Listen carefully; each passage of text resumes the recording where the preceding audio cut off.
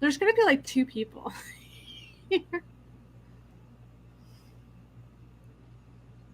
Okay. I still don't see us. Oh, on the YouTubes. This is the YouTube. Yeah. There we go. I do think I see us now. Cool. Um, excellent. Mimsy can't make up her mind whether she's here to stay or whether she wants to go. So I am going to have her say hello to everyone. This is Princess Mimsy. She's very cute. She's having a miscellaneous mixed bag of a day.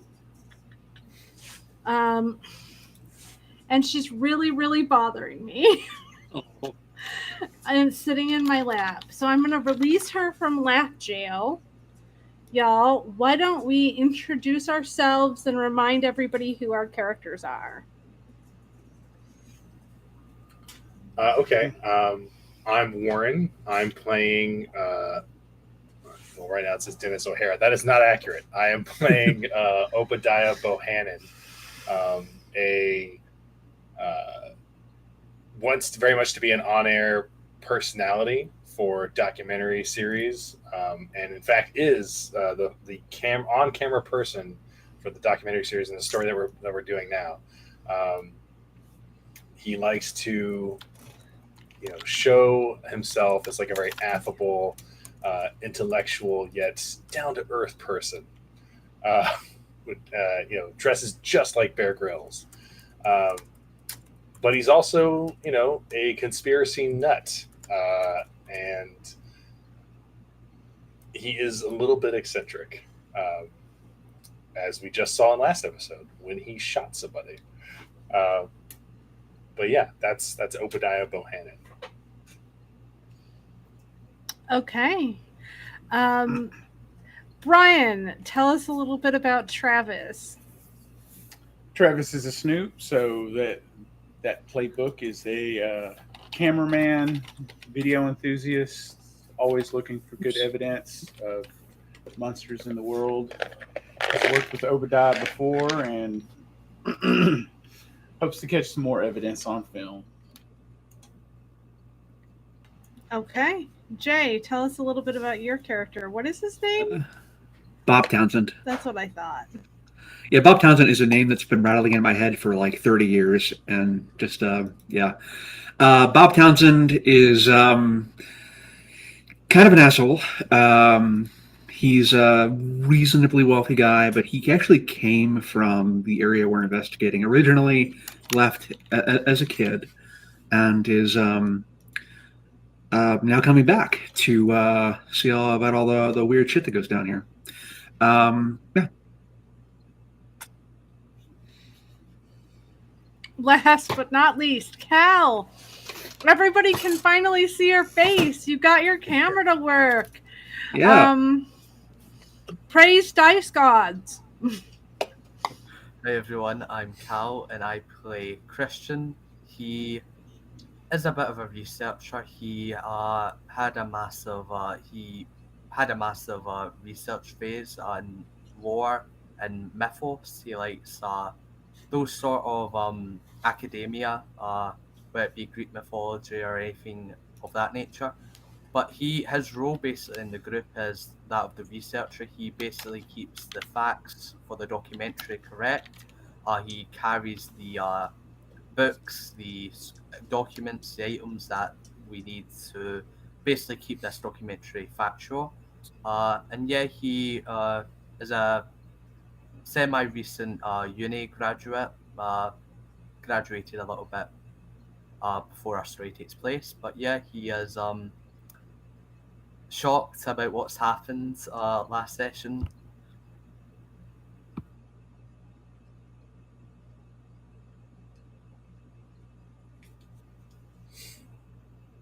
You're muted. I know. I just put that together. I just realized that I was, in fact, muted. That's great. I love that for me. So that leaves me. My name is Neve. I am a full-time professional GM, and I am the keeper for tonight's games. City of Sirens. It is a Monster of the Week actual play. The basic premise is that this is a film crew headed to a small island off the coast of New York, fairly isolated from the big city, and they are here to make a documentary investigating some of this island's mysteries, such as the unusually high frequency of drowning, the inability to keep stable populations of wildlife at the island. Why do people keep moving away? What is going on here on Siren Head Island? They've introduced you to all of their characters, but that's sort of the basic premise. Who would like to give a recap of last session in exchange for +1 forward? Which I'm assuming is going to be Brian or Warren, because it's always Brian or Warren ultimately. Yeah, I'll go ahead and do it. This time. So yeah, last time was our first session in this storyline. We kind of our characters, gathered on the boat that was going to take us to Siren Head. We made that journey. Some of us meeting for the first time, but all of us connected on this, as part of this production team to get this documentary in the can and make it big. Some of us went and learned some stuff about Siren Head, about some of the mysterious drownings. Saw, got past the defenses that the people, the locals on the boat had put up. We endeared ourselves to their hearts and got them to open up a little bit. And that's a little bit of a exaggeration as to how well that went. Getting onto the island, met our very eccentric guide who was going to take us to where we were staying. She was throwing raw meat into the water, being very suspicious about it, deflecting any questions about why she was doing it or what she was feeding. Our camera person caught on camera at the expense of losing his gun that slid out of his shoulder holster, but got on camera a very suspicious fishtail disappearing into the water from some very suspiciously elusive creatures that were trying to avoid being on camera.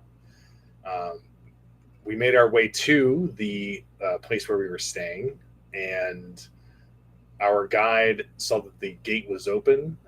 We were actually staying at Bob Townsend's old family house, which had kind of fallen into disrepair. She was taking us there, and she noticed the gate was open. She got a gun out of her glove box and went in the front door. Our researcher, I think, noticed that there was, Christian, played by Cal, noticed that there was some grass, stopped down leading to the back. And we followed that trail and went in the back door. And there was a local with with a shotgun who got the jump on us. We went in investigating, and then he was behind us, ready to just shoot us with a shotgun, seemingly very resolute in his purpose. And so my character, Obadiah, having a gun and very much not wanting to get shot, decided to defend himself. Right, castle doctrine, right? And shot the person that had a shotgun aimed at us. Rolled terribly. Was about the dice decided I should get shot, but instead I decided to spend some luck and come out of that one not the one being shot. So that's where we ended off with Obadiah firing some shots center mass at the would-be assassin. On a very dramatic cliffhanger. Yes, and striking him and having him fall to the ground. Does anybody remember what he said to you before we ended last session? I think he said it's all going to happen again. Exactly. Yeah. Yep. That is exactly what he said. It's all going to happen again. Now, I have a couple of points in my notes that I want to make sure that we actually did resolve. So, according to my notes, Warren, you spent all of Obadiah's holds, correct? No, actually, I didn't spend any of his holds. You didn't? No, there was I did one investigation and I got to where I answered one question where I asked one question, but that was from a specific investigation role. Okay. If you're talking about the holds from Connect the Dots, I haven't spent any of those yet. Okay. So my notes are not right then. Okay.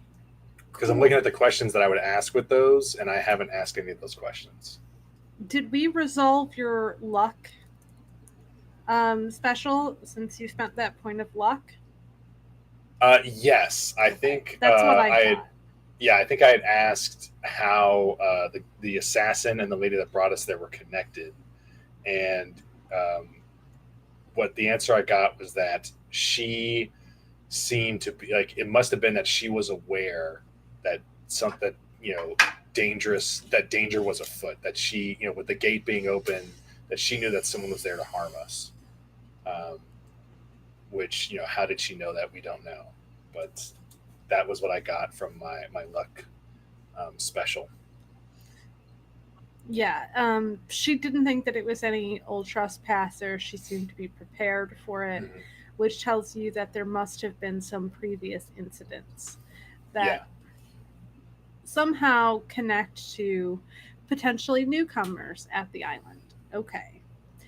Does anybody else have any luck specials or any holds to resolve? Obadiah is the only one that I had in my notes.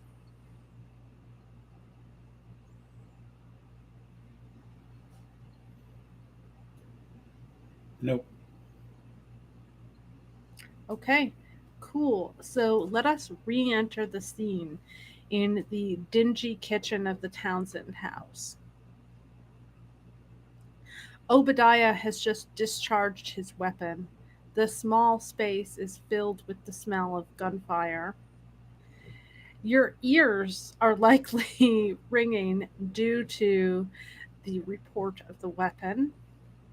And a man is badly injured on the floor of your childhood home, Bob. What do we want to do?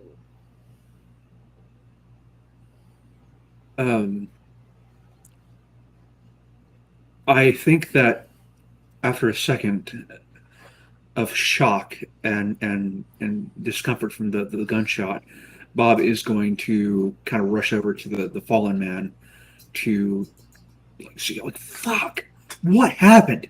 He's like, and is gonna like check vital signs, see if he's dying, if he can. Well, he has been shot with a shotgun.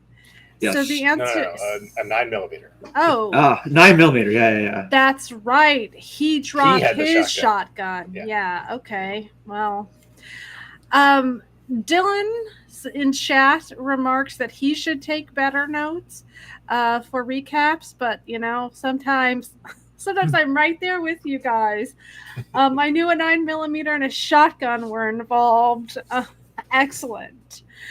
Good to know. But getting shot center mass with a 9mm is a problem. Bob, you need medical attention, generally speaking, when someone shoots you in the guts. Yes. Travis call out from behind his camera. Say, you might want to move the shotgun away from that guy. Yeah, he's gonna go for it. Does anybody else want to go for it? The shot guy? Yeah, he's gonna attempt to Okay. go for his gun. I think I'm not expecting that. Yeah, I think Christian might. So act under pressure. That's your cool.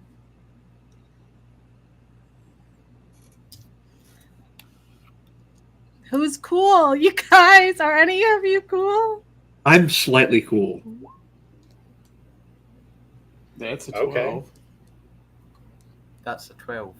That's pretty good. Okay. So you are able to, well, tell us. I'll let you tell us, Christian. What would we see as you realize that this dude is going for his gun? I think as soon as Christian sees this guy try and reach for the gun, he sort of leaps over and manages to stop his blow from getting the gun, and using his foot, he kind of scoots it over and slides it across the room away from the guy. And yeah, he is trying to keep it as cool as possible in this situation. He's trying not to get any of the guy's blood on him. Okay. So what do we want to do? He's shot in the guts. He attempted to go for the shotgun. Obadiah is still holding his 9mm. Travis is filming. Travis will call out for Kimberly. Kimberly, strange guy with a gun. He's down.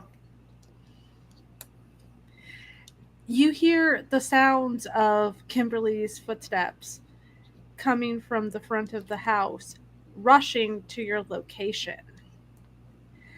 When she bursts through the door, her curly hair sort of like bouncing everywhere. When she bursts through the door, she takes one look at the man and shakes her head, and she's like, Mason, we told you about doing this. This was going to be a big problem. We warned you, she says. Yeah, I'm gonna like cock an eyebrow at that and just very kind of like shakily like lower. I'm gonna lower my gun, but still keep both hands on it. And I'm just gonna be like, you know him? And what do you mean you warned him? Like you knew he was gonna do this? Mr. Everett is not well. He has a history of eccentric behavior in the town. And we knew that due to his strange ideas, he could be a hazard. So we attempted to caution him in advance of your arrival, but I guess we all see how that worked out. So you knew he might come to shoot us? There's a man dying on my floor.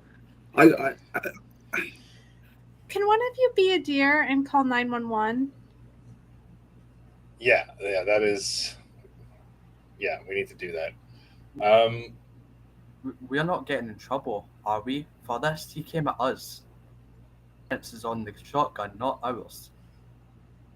Yeah, me being very much aware that we're being recorded right now, I'm going to say, like, look, we can't think about that right now. We have to call 911. And I will holster my weapon and I will dial 911 to call to report a shooting. Brian, you are while muted. Smiling for the camera, right? Yeah, no, like looking very concerned for the camera. Like, this is awful. This is so terrible. What a tragedy that this troubled man. Somebody has been attending the Dagmar Donegan School of Public Relations. Right? Yeah. Oh, by the way, with suspicious mind was Kimberly, right? Like, was she lying about like what she knew ahead of time with this guy? So she definitely is withholding information with regard to how dangerous Mr. Everett is. Okay. So she's kind of playing it off like he's just slightly troubled, and that is she is withholding more there. Okay. Yes, that is a good way to put it. All right. Yeah, I will call 911. Okay. So 911 would obviously pick up 911. What is your emergency? Yeah, there's been a shooting at a house. Someone was waiting to ambush us, and yeah, there's been a shooting. We need an ambulance and the police. What exactly is the nature of the emergency? Someone's been shot. Where are you located? It is the old Townsend house. Is the victim still conscious? I mean, I'm fine, but the person that was shot, yes, they are. I think they're still conscious. Have you applied pressure to the wound? No, we haven't done that. Okay. We're all just very shaken up. Let me guide you through basic first aid as we wait for the police. So that's kind of the vibe Sure. of what would go on. Kimberly is not being particularly helpful in attempting to stabilize Mr. Everett's injuries. Yeah, I think Obadiah would put the phone on speaker and go ahead and be the one to provide first aid. Okay. Does anybody else want to intervene or do anything else with this particular scene?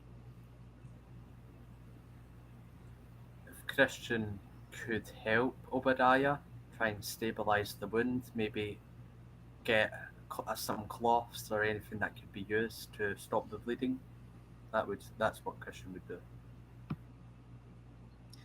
Okay, sounds good. And Bob was going to help, attend to the victim, but seeing that other people are handling it, it's not his problem anymore. He's not even going to bother. I think while we're treating Obadiah, kind of like being able to put the dots together a little bit in terms of the Kimberly holding back what she knows about him, and also that she knew he was going to be here. I want to ask him what do you know about what we're doing here? Like, what do you mean it's all going to happen again?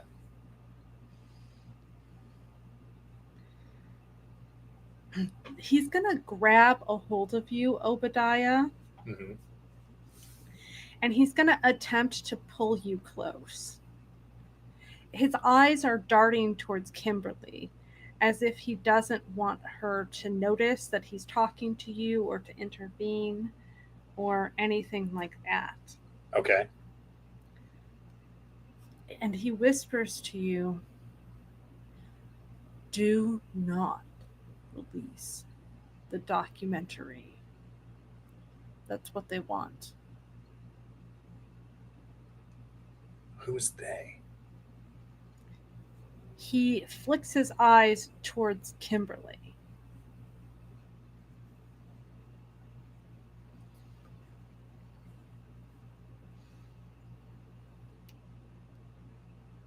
And I guess I'd look back at him and just sort of whisper back, why not do it? You feel Kimberly's shadow over you, and she says, "Mason, are you telling lies to our guests here?" With my suspicious mind, I definitely know that he's not lying, right? He's not lying. Yeah, No. okay. We don't want you stirring up a bunch of craziness again, Mason. We've talked about this. You don't want to have another stay at the hospital, do you? And she gives him a very intense look. And he is going to shut up. Okay.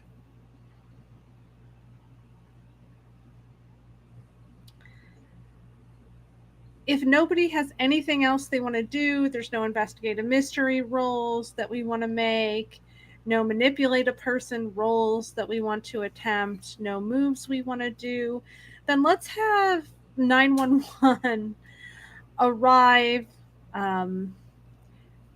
get Mr. Everett out of your kitchen, Bob, and then move on to what we want to do next. Do the police confiscate my gun? Or I'm the sure they sheriff, I would. guess. Like it's a small town, like it's a small island, right? Like what? Who are the police here? There are only 2 police officers that show up. One is named Dale, and the other one is named Wayne. They both appear to be in their mid 40s, and they do not seem terribly interested in confiscating your gun. They do a sort of performative job of taking statements from witnesses, but they also reassure everyone that, Mason just does crazy things. Is he gonna be okay? Yeah. Dale says he'll be fine. Mason gets himself into a lot of trouble. We're just going to take him down to the hospital. They'll patch him right up. Don't worry. That's good to hear.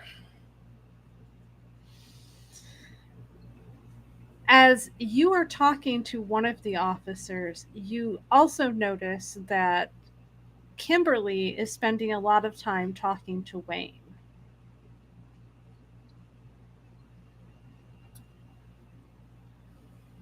Feels like someone should try to Yeah. eavesdrop. I think I will. See if I can sidle over there. I'm assuming you are trying to be slick about this. Yeah, slick. I So say that being slick is a Yes. cool role. yes. Specifically, act under pressure, my guy. All right. Just like with the sailors. That is 8. Okay.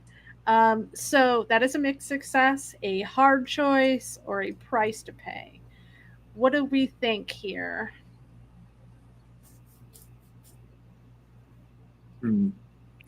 I mean, Let's outsource it to the group if you don't have any ideas. Brian, Warren, Cal, any ideas for what might be a narratively interesting hard choice or price to pay? I have a couple of ideas, but Well, one idea is, well, he succeeds, right? So like he does get to like eavesdrop and like be slick about it, and maybe they don't notice him, but then when he turns around, he notices that the other cop was watching him and saw him eavesdrop. That could be juicy. I like that one. So let's go with that. You managed to creep over to Kimberly and Wayne. What does this look like?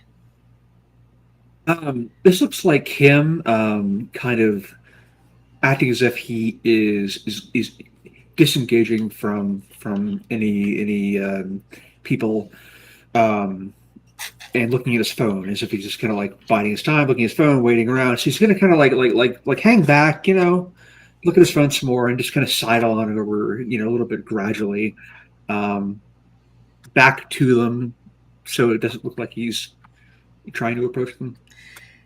You hear Kimberly saying to Wayne, Mason has been a problem for a long time. This isn't new.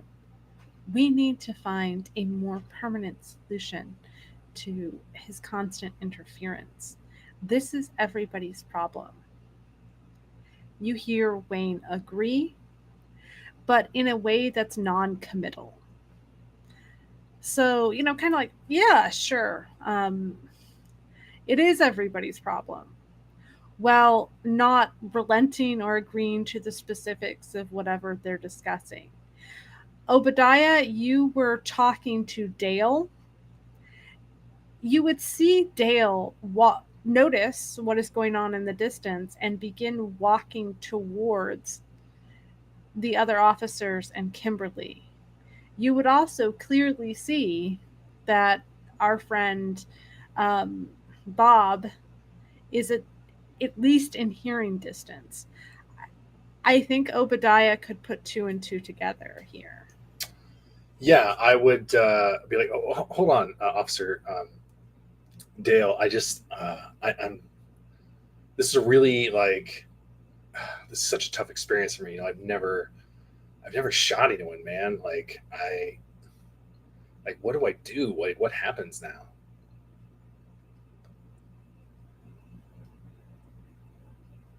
You're muted.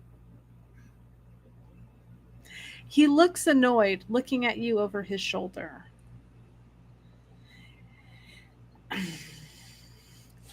I don't know. I'm not a therapist, he says. Well, no, but I mean, like I'm guessing that you've done that you have. Like, how did you handle it?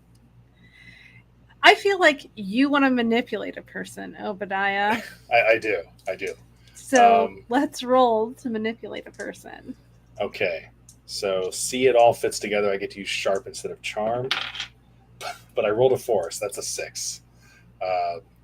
So that's a fail, and I'm not going to spend luck on this. So he tells you to get lost and begins to walk over to interfere with Bob.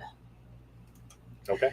Bob, before he gets to you, you do overhear Wayne reluctantly say, yeah, Kim, I'll take care of it. Before the shadow of Dale falls over you. As he is doing this, what are Travis and Christian doing? Travis is going to, seeing that Dale is getting near Bob, call out, "Hey, Bob, do you have, is there a mop around here and any cleaning stuff so we can start cleaning this up?"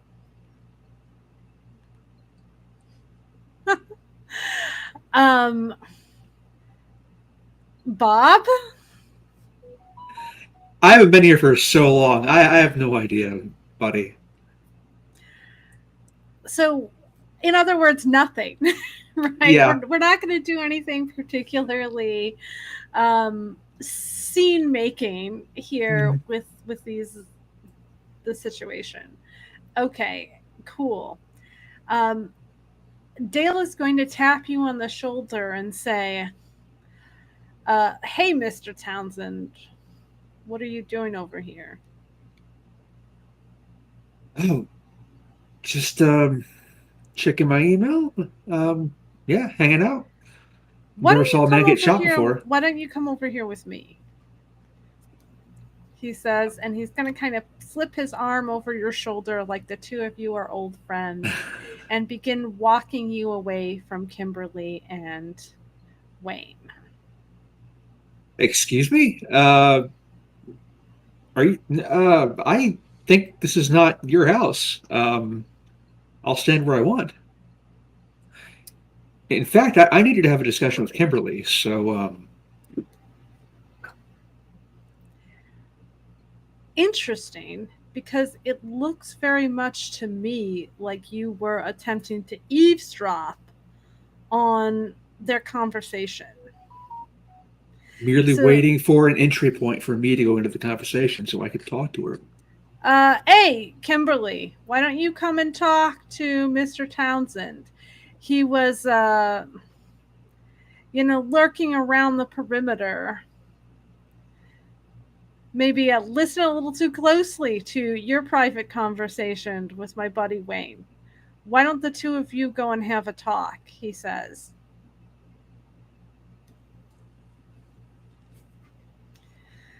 So Kimberly will smile. It's that same artificial smile that she had plastered to her face when you first met her. And then she will walk towards you and kind of gently take your elbow and begin leading you away.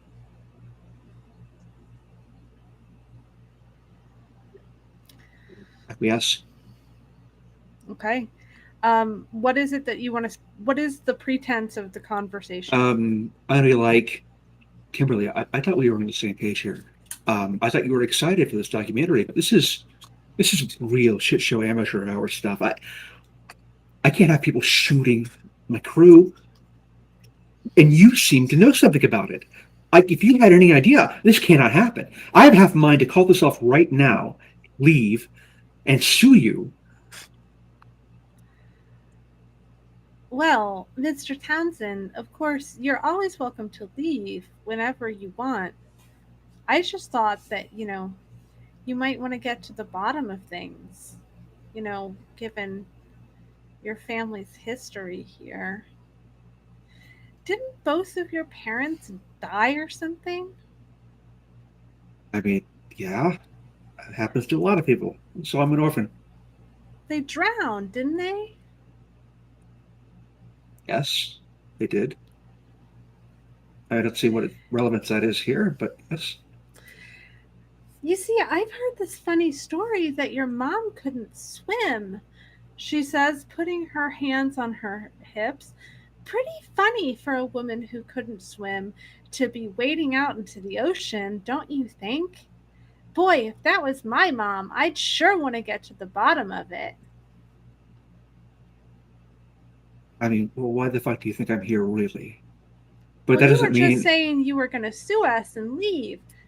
Oh, I would sure haunt you if I was your mom.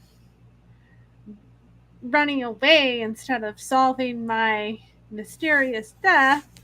I would so Oh much. well.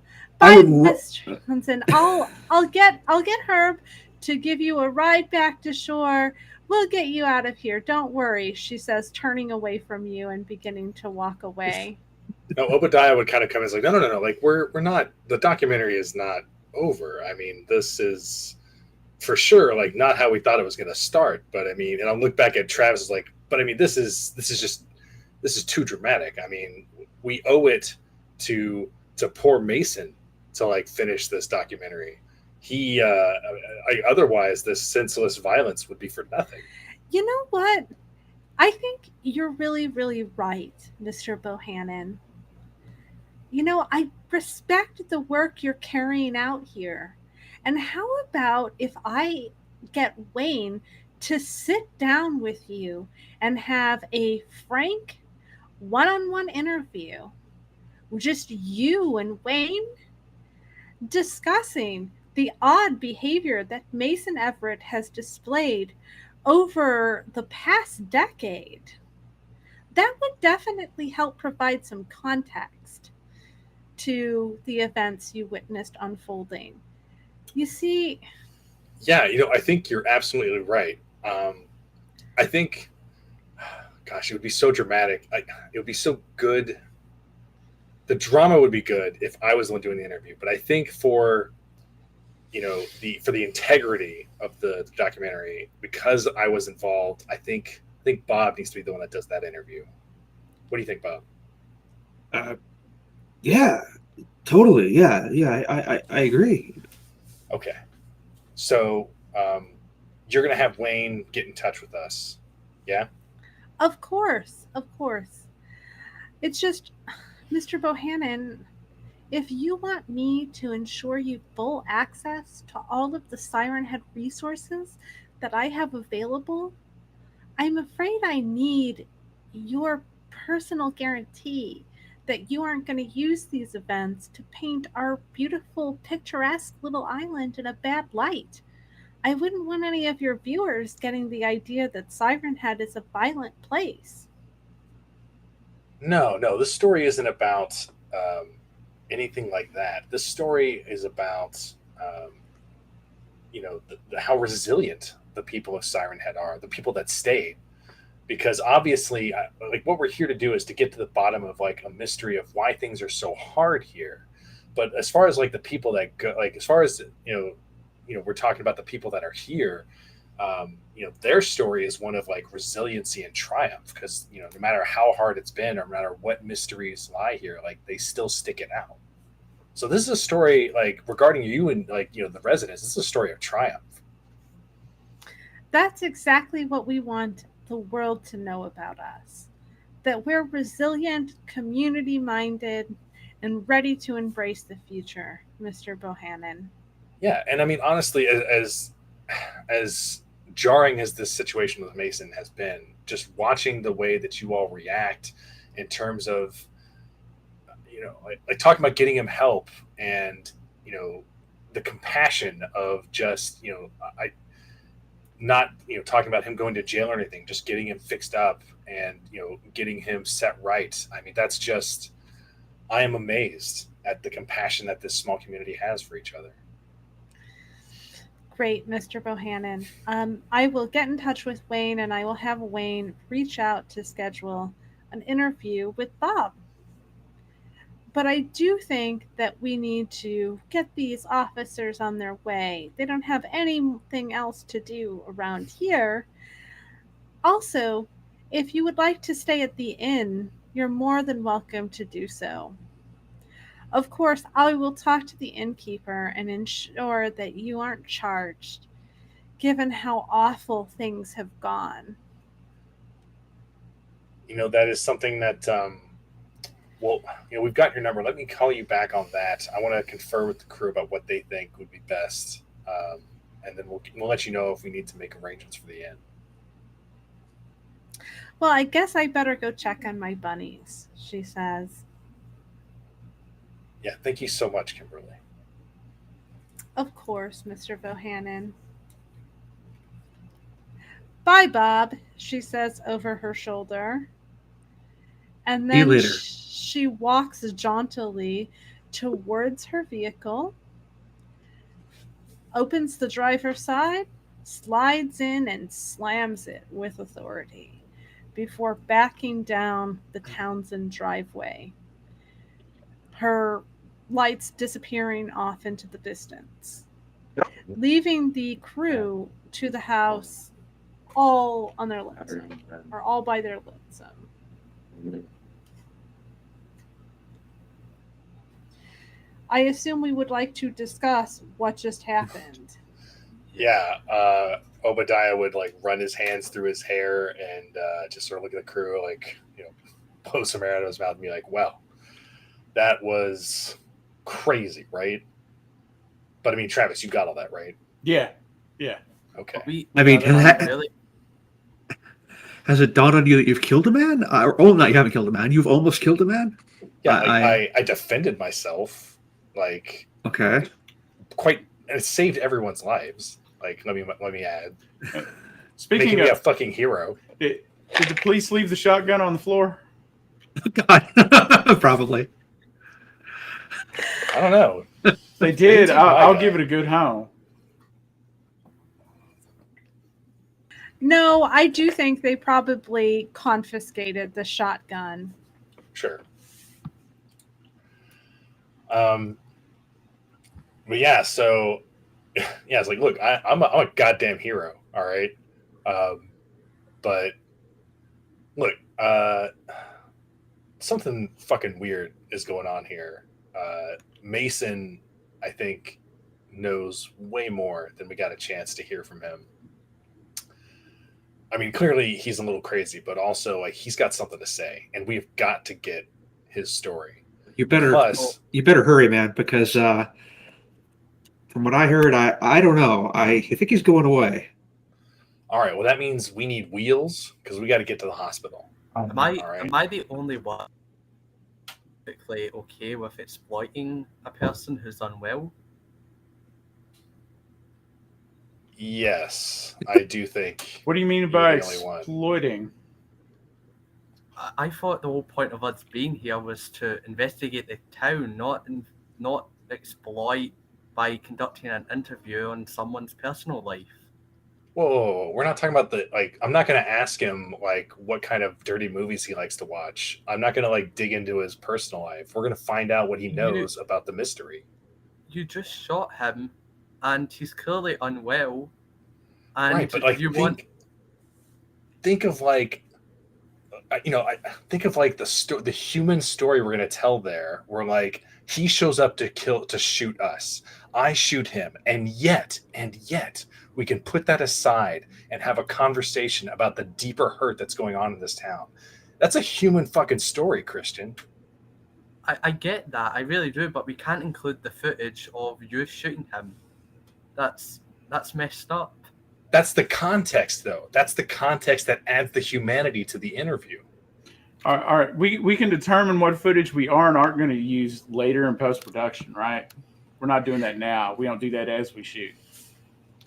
Yeah. Correct. Yeah. Look, we just got to get it in the can, right? We can figure that shit out later. I mean, we're not going to exploit him. We just want to determine if he knows something more. If he doesn't, if he's a crazy guy, we'll leave him alone. Never talk to him again. Is the goal to get them not to go and pester Mr. Everett? Is that your goal? Yeah, that was the goal, but I think 3 against. Why don't you manipulate a person? I can try. Yeah, let's use the stuff. Okay, who do we want to manipulate, and what are you attempting to convince them of? I'm thinking you want to manipulate Obadiah, right? Because you're attempting to convince Obadiah not to do this interview. Yeah. That this is wrong. This is wrong to do. Okay. Roll to manipulate a person. That is a 3.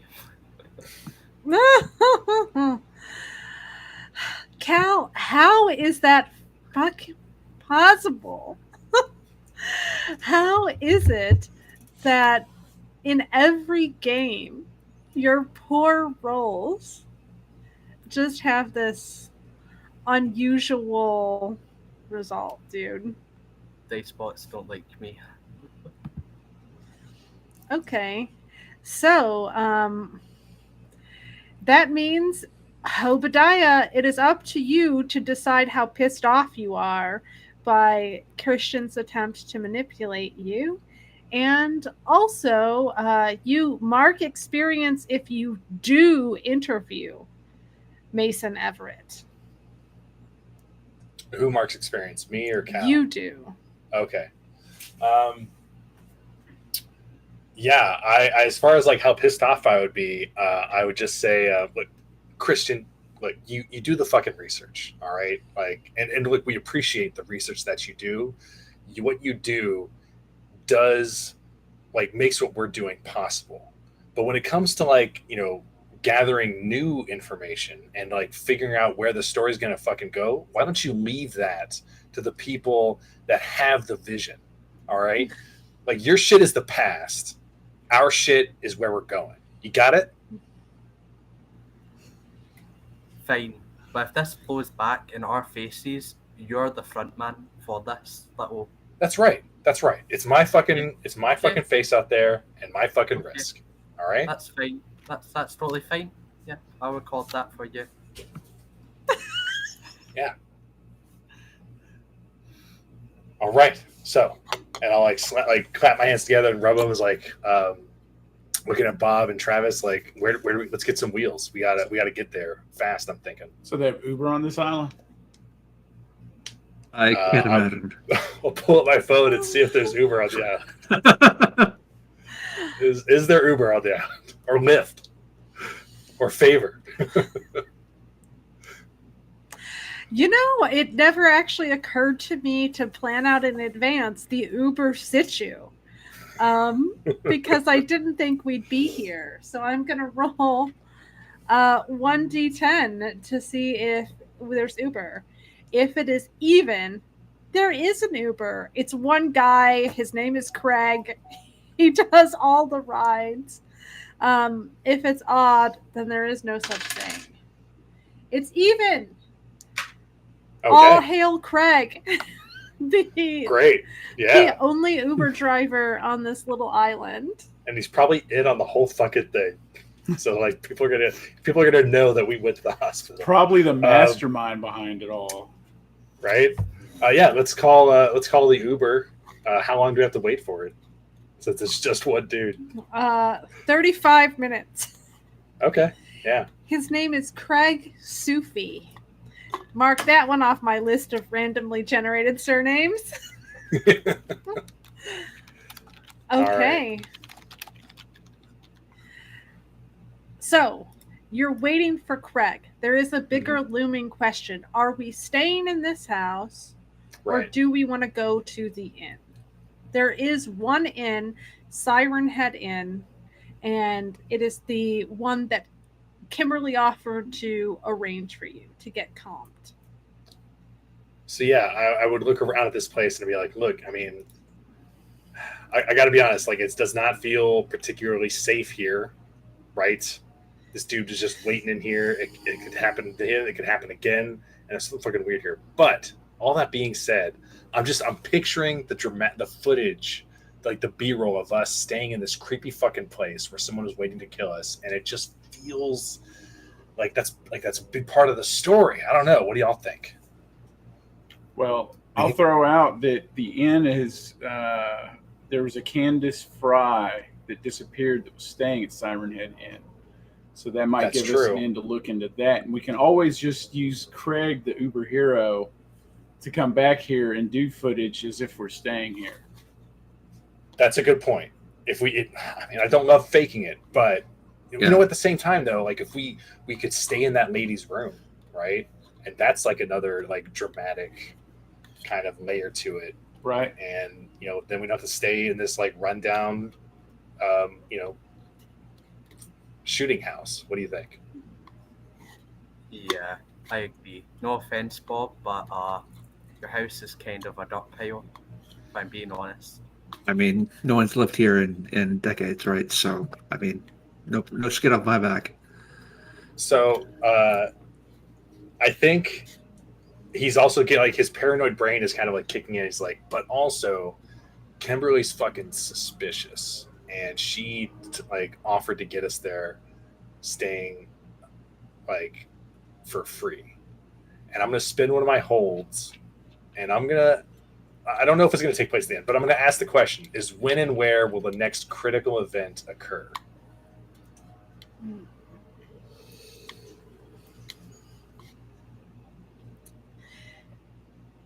So I think there are two options here. Okay. And I want to give you two options because one, I enjoy making your life difficult. Sure. Yeah. And two, I think it is dramatic because you guys cannot completely win. Sure. Based on everything Obadiah knows, it seems urgent to get to Mr. Everett if you are going to get to him. Okay. I don't know how much you tell him, Bob. I don't know if you relay to the entire group the entirety of what you saw, but you definitely get the sense that something weird is going to happen to Everett if you don't get there.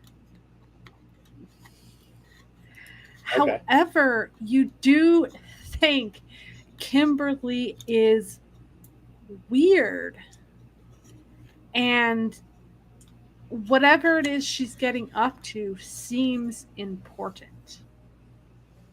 So being able to intercept Kimberly or find out what she's really doing when she's taking care of her rabbits seems also like an equally important thing.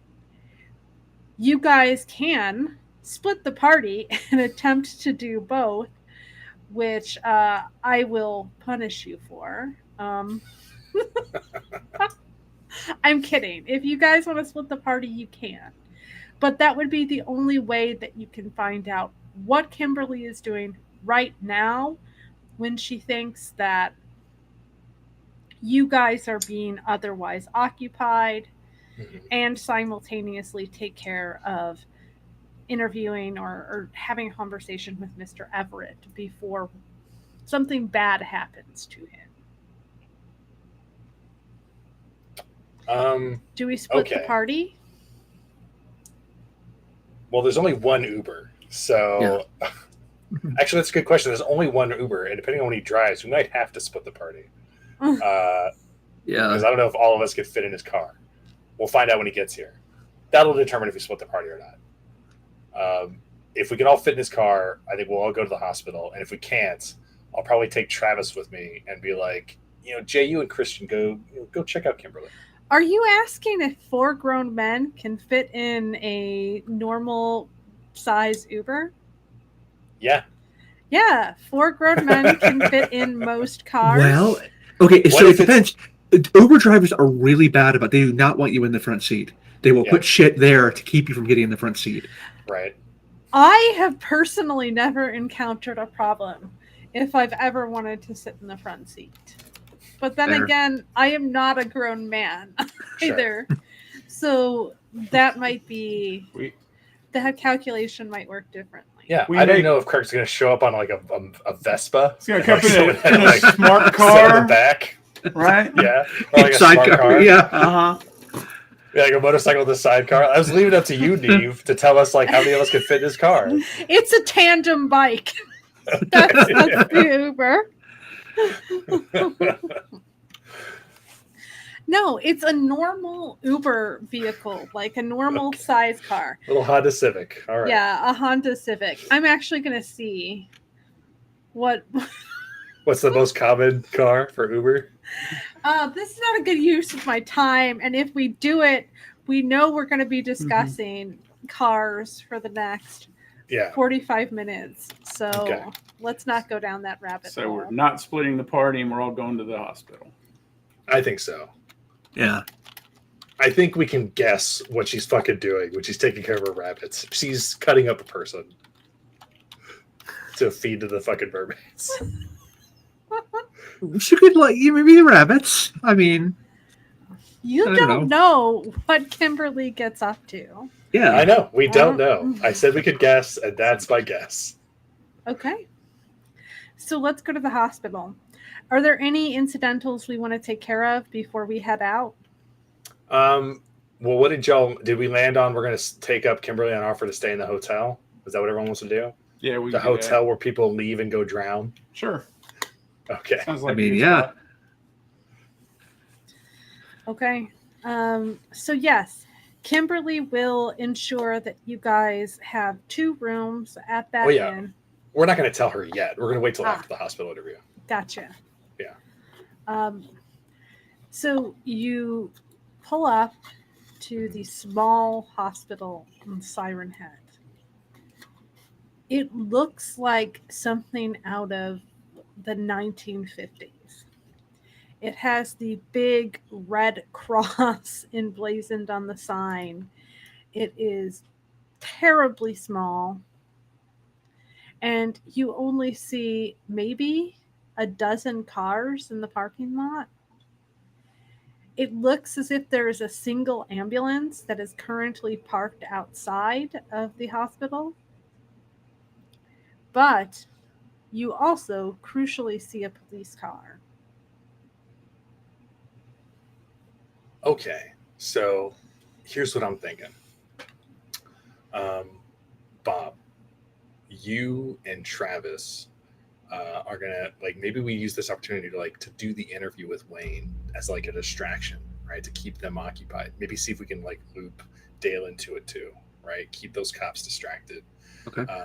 Christian and I I'll just use my phone, right? Like it's got a good camera on it. We'll go up there and we'll try to get that interview. Will that make you feel better, Christian, being there for it? Not really, no, but I would rather be there than not be there. That's what I asked. All right. So we'll do that then, yeah? Like you guys try to distract those cops, keep them busy, and it's a small place. I don't even want to ask the front desk lady. I say we just, walk in and just see if we can find his room. Okay, that's an interesting strategy. Is everybody on board with it? What do you think, Bob? Think you talk to these cops, ask them about what it's like being an officer on an island in this small area, maybe bring up some old crimes that happen, ask them about what kind of training they get, what kind of equipment support, that kind of stuff. See if they do Yeah. rotations. We'll all go. Get We'll the all do it standard together. question line. We'll go in all together. We'll all get we'll to ask the cops to this will be how we get in there too, right? Like we'll all go in together, all 4 of us. We'll bring them into we'll see if we can go find a room in the hospital that we can just set up in and do the interview, and then Christian and I will get an excuse to leave, and then from there we'll go find Mason's room. Yeah. Sounds good. So you're going to manipulate a person, Bob. I'm going to help out. Here we go. Okay. Oh, Okay, so is Bob approaching the police car? with Travis in tow. I guess so, yeah. Kind of like smiling and going up there. Wayne is seated inside. He's slumped over at the steering wheel, staring off into space. It looks almost as if he's procrastinating. Dale is not in the car with him right now. Okay. I'm going to kind of like rap on the window, I guess, a little bit. Get his attention. I'll shoot. Okay. I'll shoot Obadiah a text saying, "Dale's not with Wayne." Okay. So then I guess I'll get that text while Christian and I are making our way into the hospital. Since it sounds like we're splitting up. Yeah. Are we splitting up? Is that the idea? I hadn't originally thought that, but then like when they sort of established that Travis and Bob are walking up, and then he shoots me a text, it's like, yeah, let's just do it. Let's just go back to the original plan, which is like those two distract the cops. We go find Mason. This will work out great. Cool.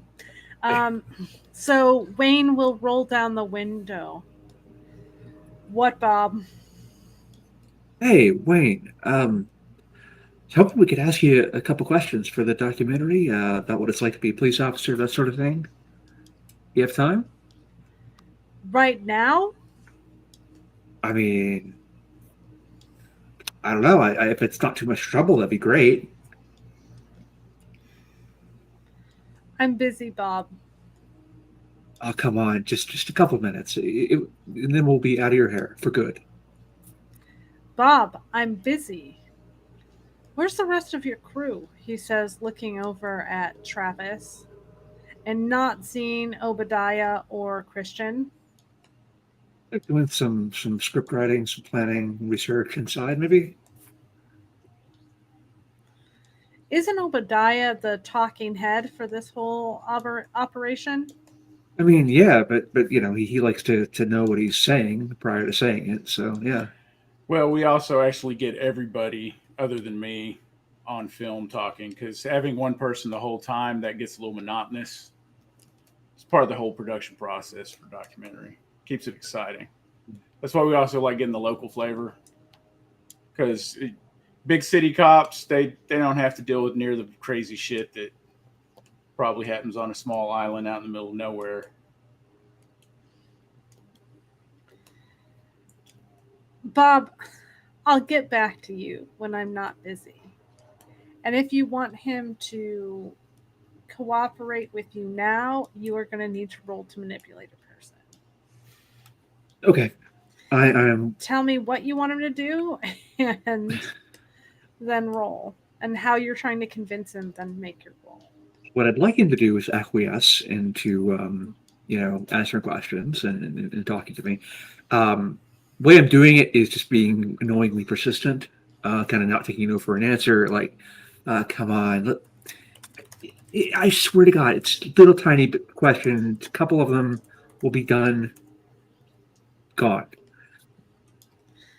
All right, roll your cool. I'll try to charm, help. Excuse me. I'll try to help out by framing how an officer with the car at a hospital doing public service would be just a great photo opportunity and video opportunity for an interview. Roll to help out first. Snake eyes, man. Got 2 ones. So I got 11. 4, I guess. Yeah. So 5. I get a good roll and you get a bad roll. That's how that works. Make sure you mark experience, my guy. So you're a right. miss. Yes. And he's like, Bob, how many times do I have to tell you I'm working here? Do I need to slap cuffs on you for you to get it through your thick skull? Oh, man. Sorry. We're done. I'm out of here. Apologize. I'm done. Sorry about that. Now, if you're lucky, I will call your people later. Absolutely. Thank you for your time. I guess I'll leave. As we're walking away, he can probably hear me talking to Bob. Man, you are terrible at this. You know that? Good thing Obadiah's in front of the camera. Oh, God. Speaking of Obadiah, you're attempting to waltz past the receptionist into the emergency wing of this tiny hospital without being stopped. Yeah, he If you sure is. guys want to slip by, both of you need to succeed at an act under pressure roll, or Okay. else Miriam is going to see you. Let's do it. That is an 8.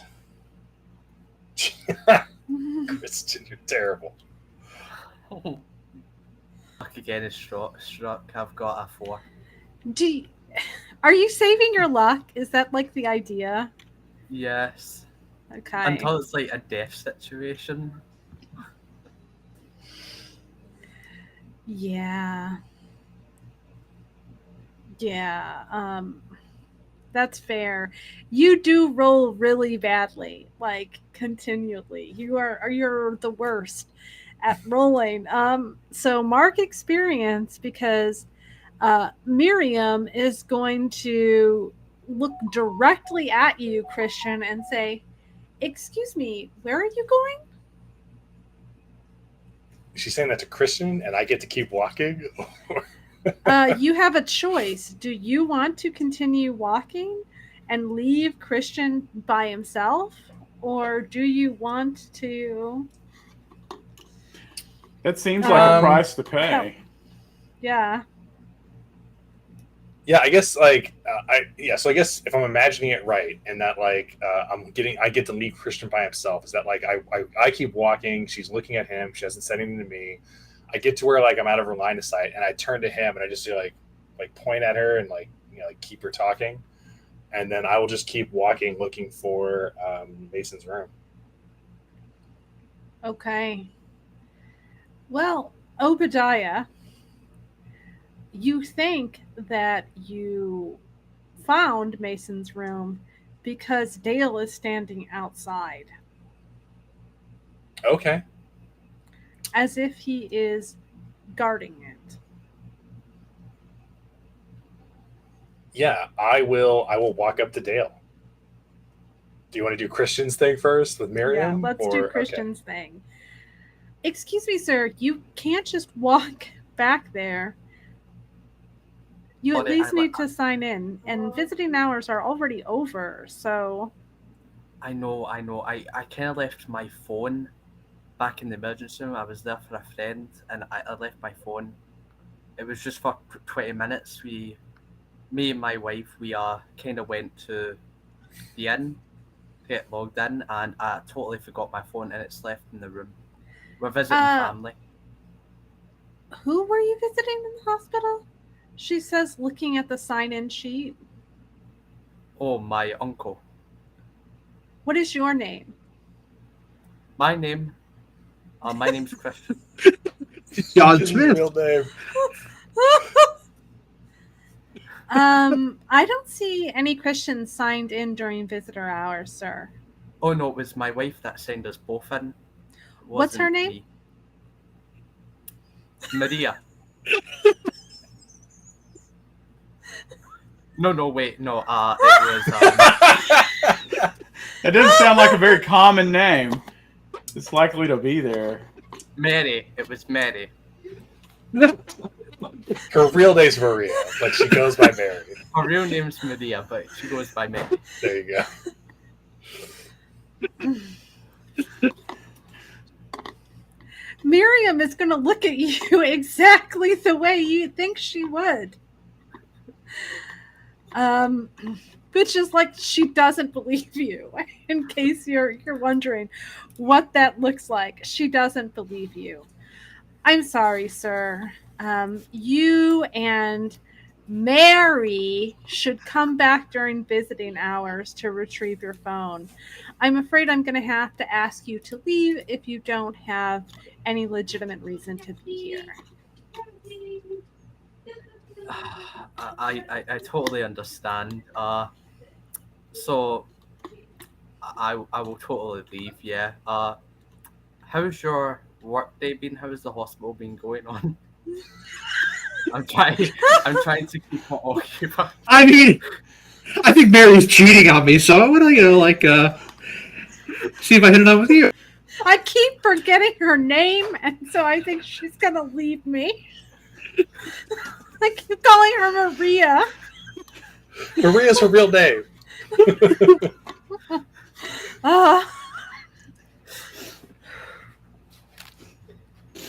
All right. Was not expecting any of this to happen, but that's the beauty of role playing, right? Sir, I'm afraid I need you to leave. I appreciate you asking me about my day, but if you don't have a legitimate reason to be here, please leave. Actually, I do. My wife has a friend who works at the hospital, a doctor. Could I,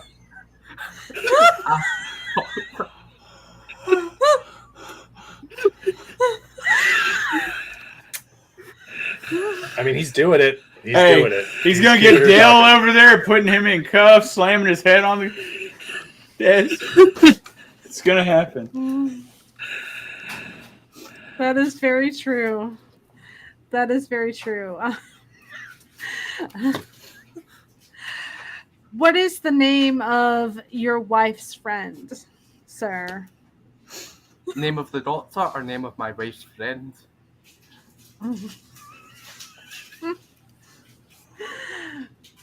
Who are you here to see, sir? I'm here to see Dr. Jones.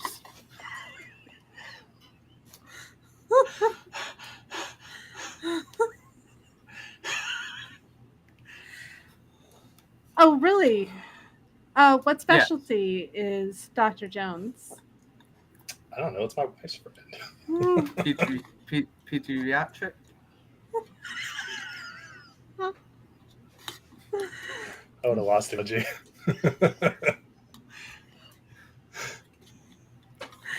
Sir, Dr. Jones does not work in pediatrics. Are you sure? Yes, sir. I'm quite sure. That I wish I had my wife here. She usually keeps me Why don't you- in check. Why don't you call her? You can use the hospital phone. Oh, I can. Does that mean that you'll have to like supervise me as I use it? Or Yes. yeah, that's totally okay. Yeah, I'll use the phone. But first I need to use the bathroom.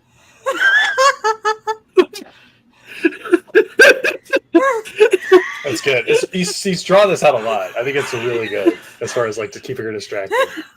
He or she points you to the bathrooms that are like right off to your left. You don't even need to go down any of the corridors.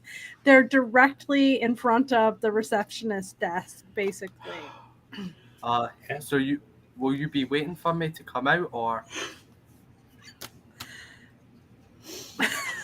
I work here, she says, pointing at the desk.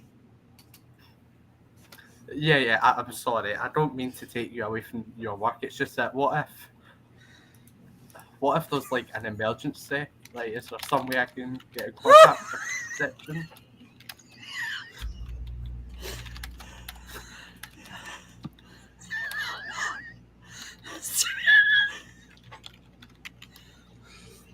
Like, there is no way she's gonna leave him out of her sight. So, like, yeah, I think she is gonna park herself and like where she can see the bathroom. This is perfect. This is a great distraction. Sir, do you need to use the bathroom or not? Let me just think. No, I've changed my mind. I think I would like to use the one. I'm gonna piss my pants. I'm sorry for this taking so much time. You see, it's just I'm not used to talking to people. It's a whole thing. You don't say, she said. If this receptionist had a taser, she'd be using it.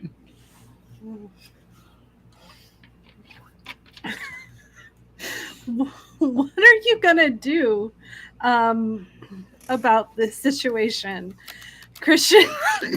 Are you just gonna continue to waste Miriam's time indefinitely? Yeah. Well, I imagine he's Oh. going to call Bob or Travis to pretend he's talking to his wife. Yeah. Real I'm guessing that's the slowly, plan. like, No, this is when he goes, oh shit, what was her phone number? Waiting, he pulls out his phone to check.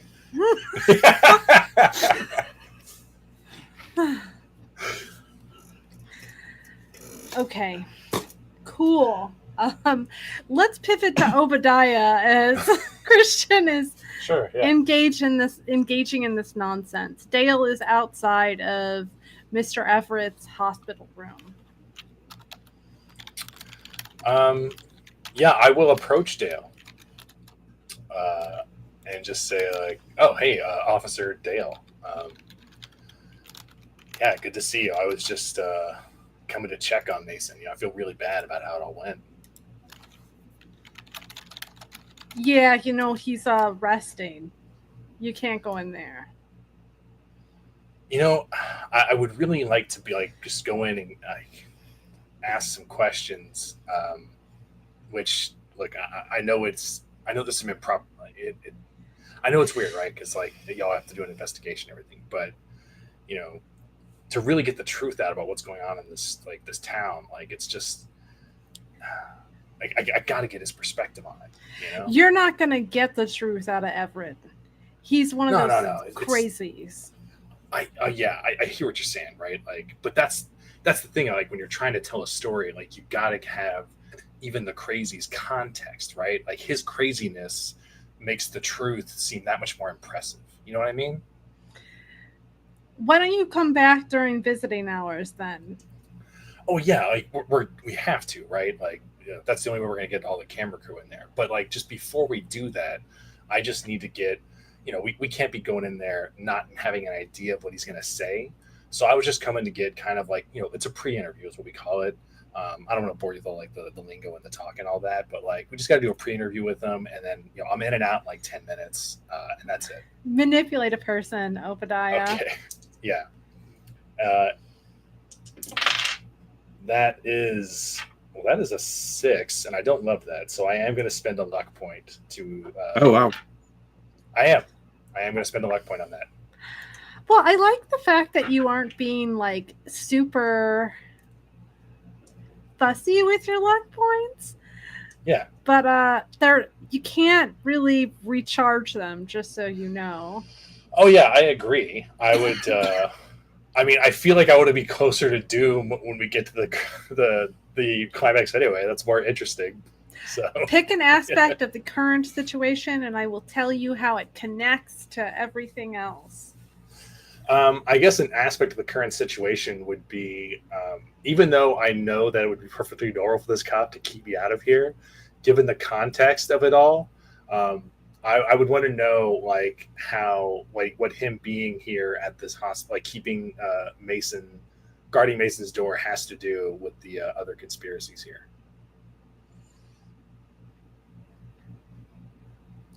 So I don't think it's very deep. So maybe it is a pretty unsatisfying use of your luck special. But it is clear that it is becoming increasingly clear that your initial impulse, which is that Mr. Everett was attempting to stop the truth from getting out, might have been dead wrong.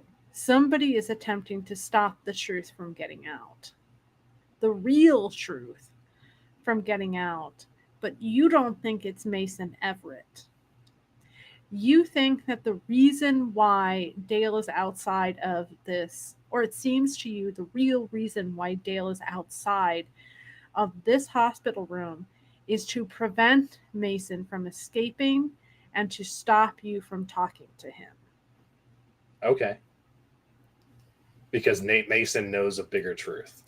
Exactly. Because Mason knows the real situation, not whatever it is that people like Kimberly and Dale and Wayne want everyone to think. Which would like I guess in my suspicious mind means that like I think that Dale also knows a lot more than just like he's much more than like Kimberly's lackey. Like he knows more about what's going on. Yeah, that's fair. Okay. All right. Yeah, so that is so I spent the luck, Cool. which means it was a 12 Yep. instead of a So 6. Dale seems confused about this, like everything that you're saying to him, but it also seems to make sense to him. And so he's like, yeah, pre-interviews. Yeah, I know all about pre-interviews. Go ahead. I'll give you 10 minutes to do your pre-interview and then get out of there. Yeah, of course. And like I said, like, no cameras or anything. It's just, I just got to get an idea of like what we're talking about. That's all. So he will move aside and let you enter the room. Okay. And yeah, I guess I'll turn to Dale and I'll just say, I've done these a lot. They're so much better when they feel comfortable. So just me and him.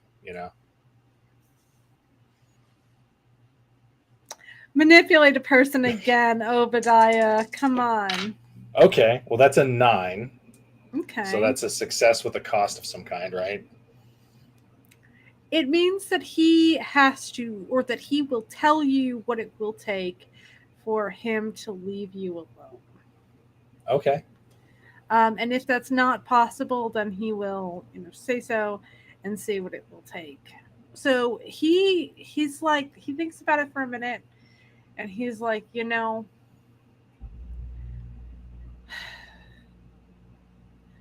don't know. Tell you what. I'll let you go in there and talk to him alone if you agree not to use any of the Mason Everett footage except what we sign off on. Oh, you know what? That sounds reasonable. And I'm lying to him. So do I have to like roll for that to see if he knows I'm lying? No, you don't have to roll to lie to him, but it is eventually going to come home to roost. Sure. When it is found that is not true. So as long as you are prepared for that and the negative consequences that might bring, I guess the question is, do you want to piss off the police department? Well, I think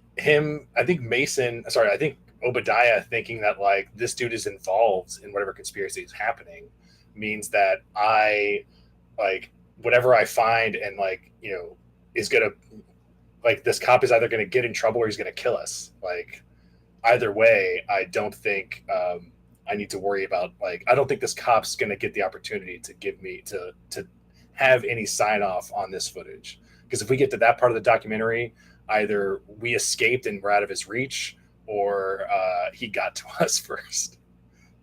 All right, fair enough. So yeah. Upon agreeing, he will let you proceed into the room alone, Obadiah. Out in the parking lot of the little hospital, Siren Head General. Travis, Bob, what are you doing? You've been chased away by Wayne.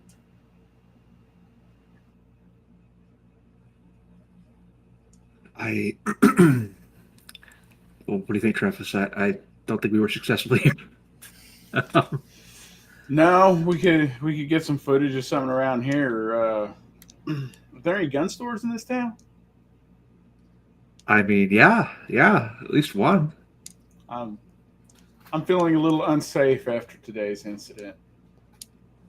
Oh, okay. I mean, sure. Go to the gun store.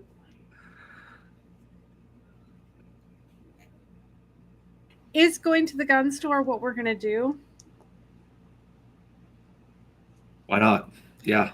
Are we calling Craig, the lone Uber driver, again? Yeah, if it's not in walking distance, sure. Yeah. Okay. Well, everything's in walking distance if you're determined enough. That's true. It's only an That's island. true. So, at what distance is too far for you? It's about 2.5 miles from your present location. It's about an hour walk. Yeah, we'll Uber. Yeah. Okay. Craig's getting a lot of business tonight, isn't he? All right. So, dial up Craig, get on the way to the gun shop. Are you notifying Obadiah and Christian that you're leaving and are no longer in the parking lot to give them any support?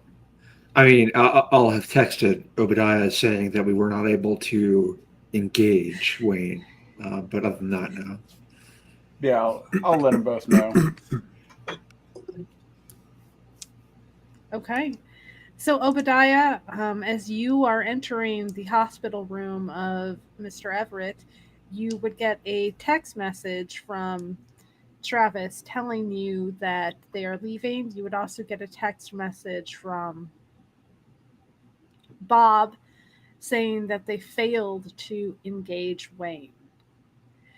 But directly ahead of you, you see Mr. Everett. He is Okay. holding what looks like some kind of sharpened piece of wood, maybe like a pencil or something to that effect. And he has jabbed it deep within his ear canal. Blood is gushing from his left ear, and you can tell that the right ear has already been punctured as well. Oh shit! Is he alive? He is alive. You interrupted him in the process of deafening himself. Okay, so he has already deafened himself. Well, it looks that way. Yeah. I will rush over, and knowing that like Dale is part of this conspiracy, I'm not going to call for Dale. I am going to rush over and be like, "What the fuck?" Like say it kind of like quietly and like try to pry the pencil out of his hand. He's gonna hold his finger up to his lips, indicating that you should be quiet. I And will if you step back attempt from him. to Yeah. pull the pencil away from him, he will fight you.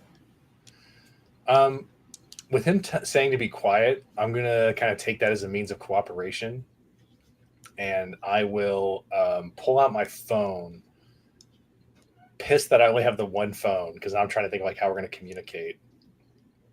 Is there a pen? Is there a pad of paper around here? Since there was a pencil, like maybe there was a pad of paper. But you do not see a pad of paper anywhere.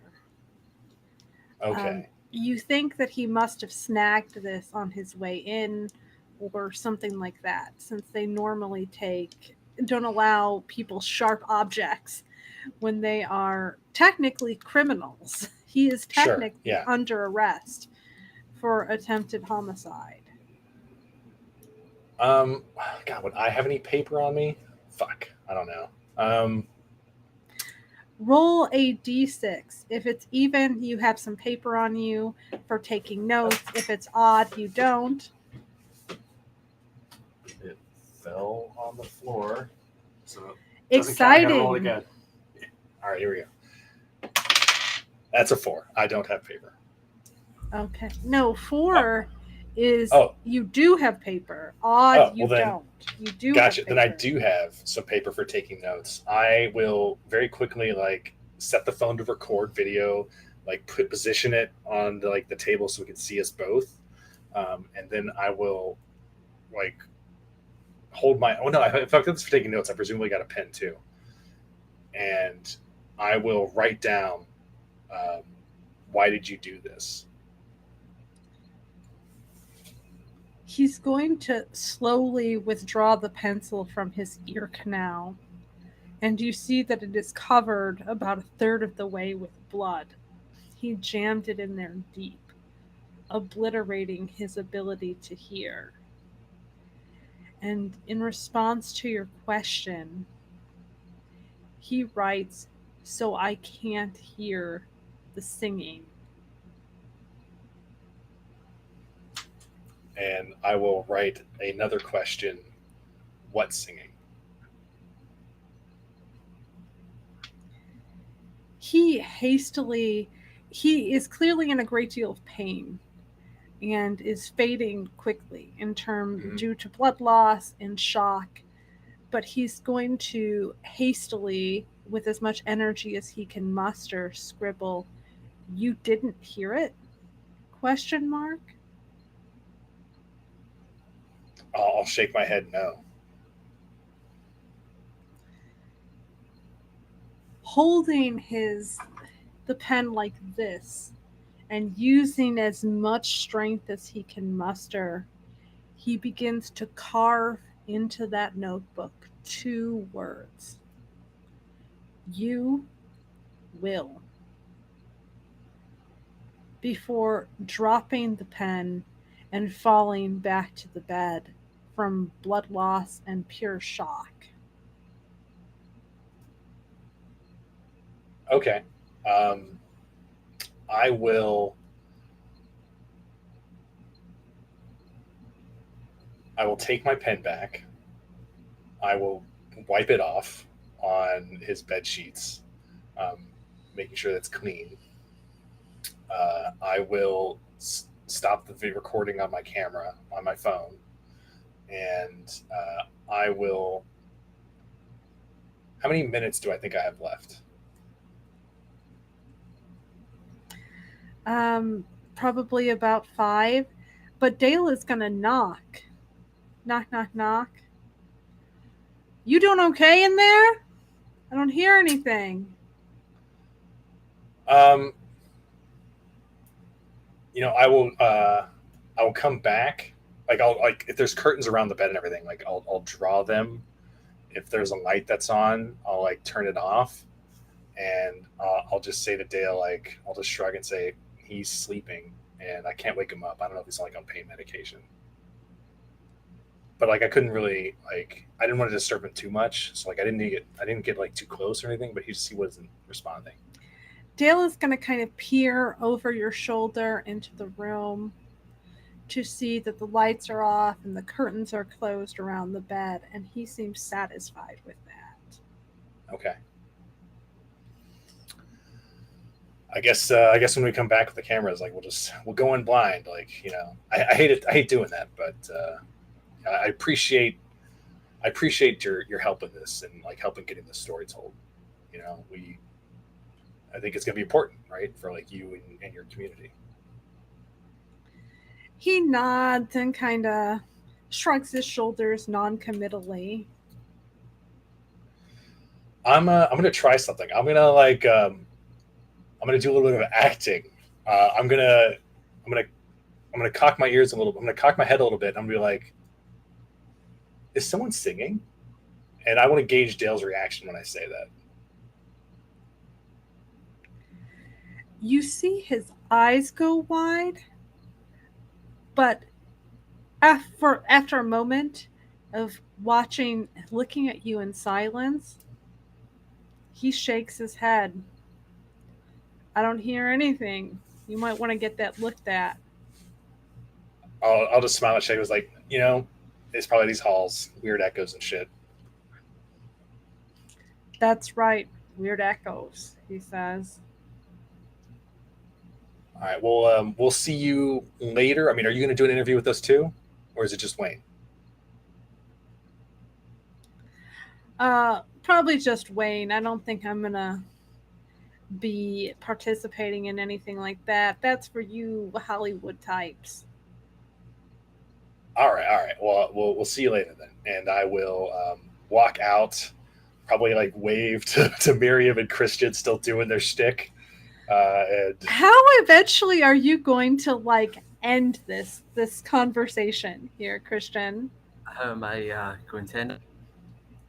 I think through the majority of it, he just makes up excuses to do the work, and when he sees Obadiah coming back and leaving, Christian would just all moment, and then he reaches into his pocket on, and he just looks. Says, I'm so sorry. I must have left in my pocket and totally forgot about it. I'm sorry for wasting your time like that.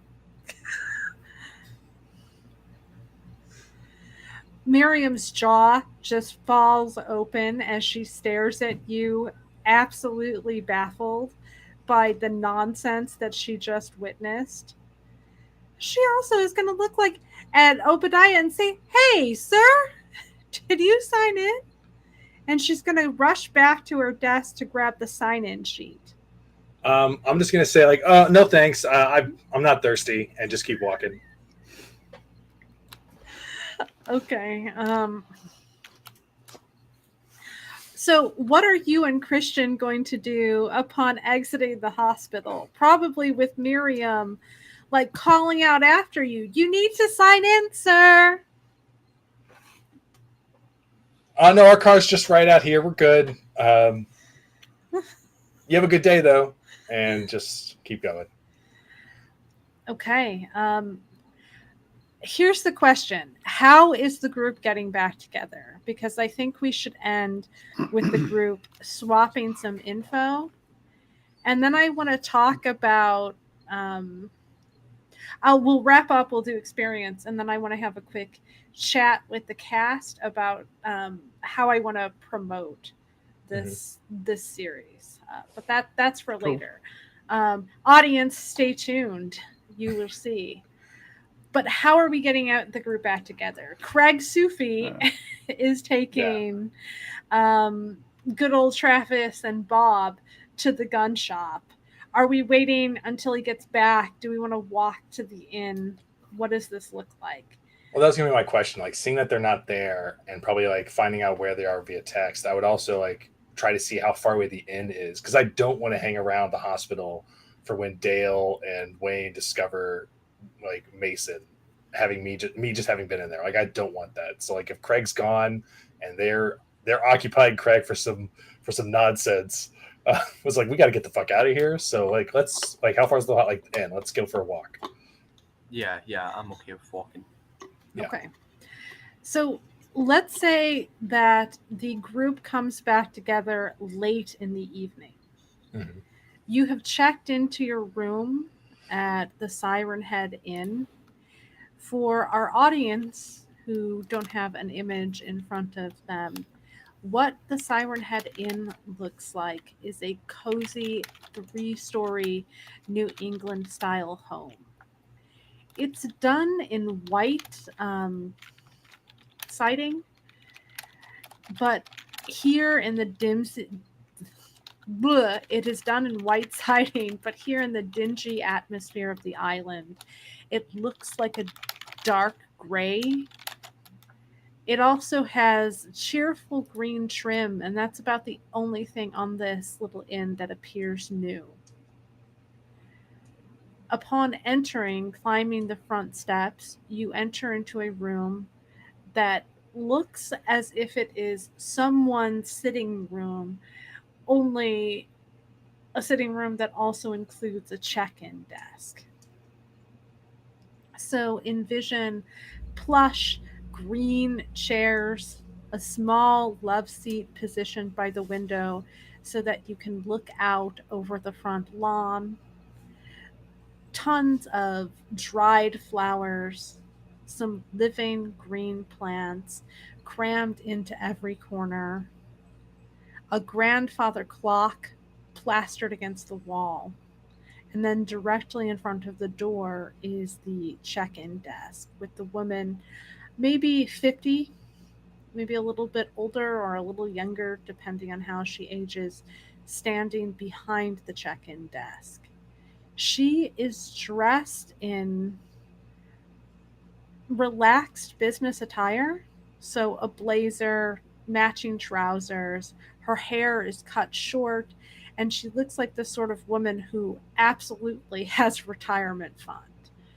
She's well groomed, her nails are well done, she's wearing pretty expensive jewelry, and everything says New England Wasp. She seems decidedly out of place here on an island like Siren Head.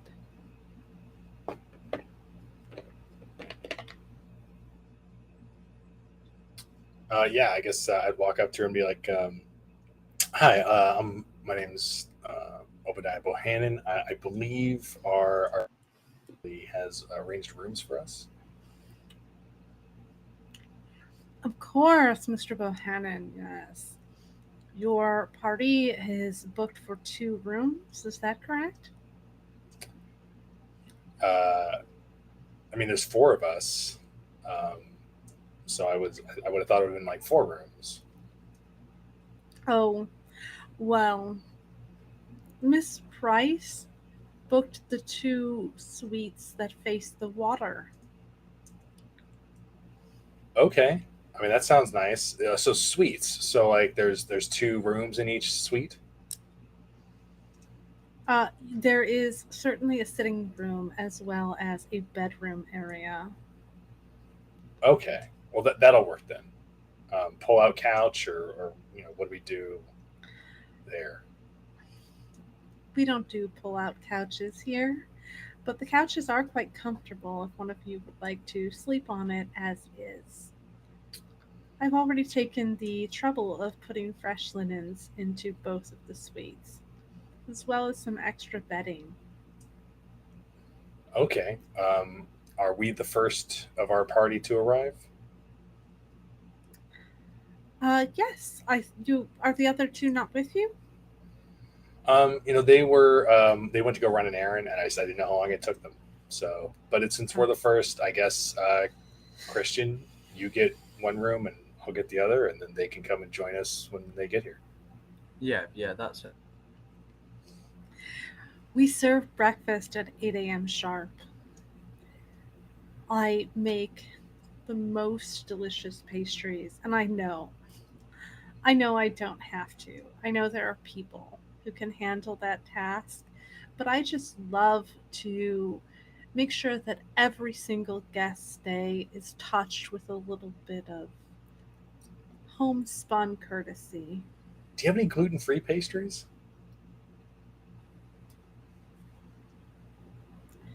No, Okay. Do do we need to pay for the breakfast, or has Kimberly covered that for us? it's included in your stay. That's Also, good. we have several canoes and kayaks available for our guests to take out onto the lake. It's quite beautiful. Of course, we don't let them out after sunset, unfortunately. You know, Because of all the drownings.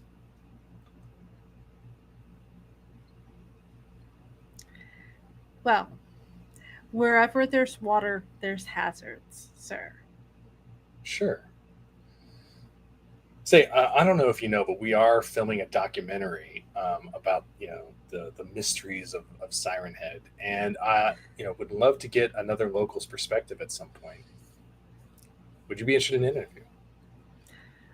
Yes, of course I would be interested in being interviewed, provided you provide me with a question list so that I have an opportunity to prepare beforehand. As you know, some people like myself can get a little nervous when they're on camera. Oh yeah, absolutely. We'll provide you like a topic list of like the things that we would cover. I don't know, like it's hard to like have an actual like question list because sometimes like the conversation gets flowing and things go back and forth. But we'd like provide you a list of topics that you're prepared about, like what we're going to talk about, and of course we'll be sure to feature your inn prominently so that like people are aware of the best place to stay when they visit. I would like you to downplay the relationship between the inn and Miss Fry, if that's possible.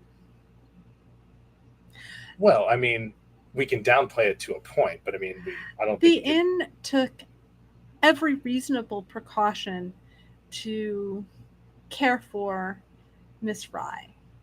Oh, sure. And like that would have to be part of the story, right? Yes, but that's what I mean. of Like course. that's not downplaying your involvement. That's actually playing it up. How much you treat, how well you tried to prepare her for the dangers.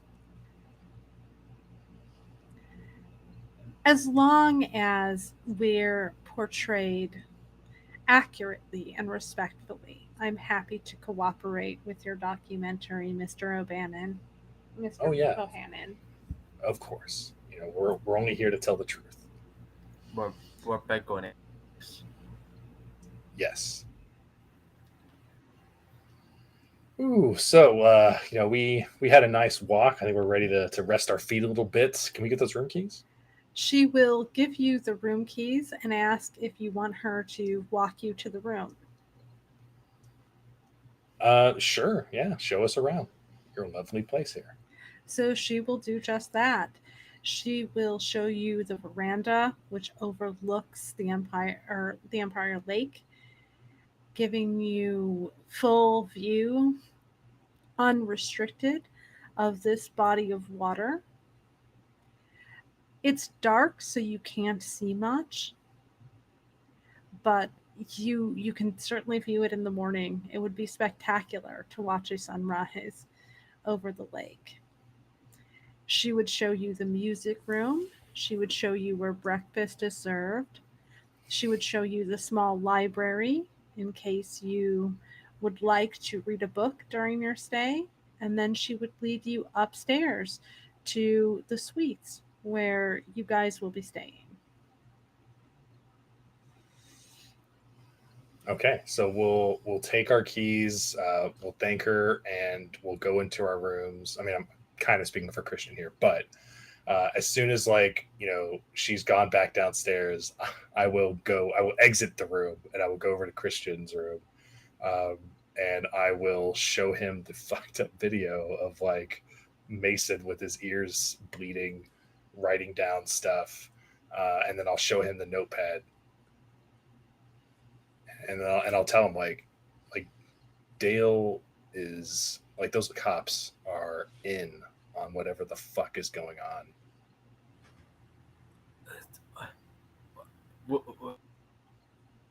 What am I looking at?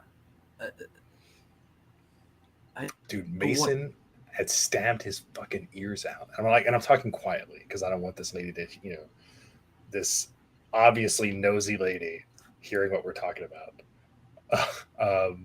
And I will, not that she's actually being obviously nosy. I think this is more like the flake attitude of Obadiah.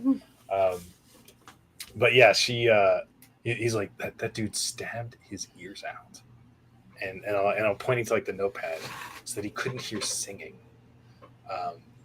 And normally like by itself, like that's just like crazy, right? Like he's crazy. But the thing is, like something is going on because Dale wasn't there just as a cop, guarding a criminal's hospital room. Like he was there to keep Mason from telling us anything.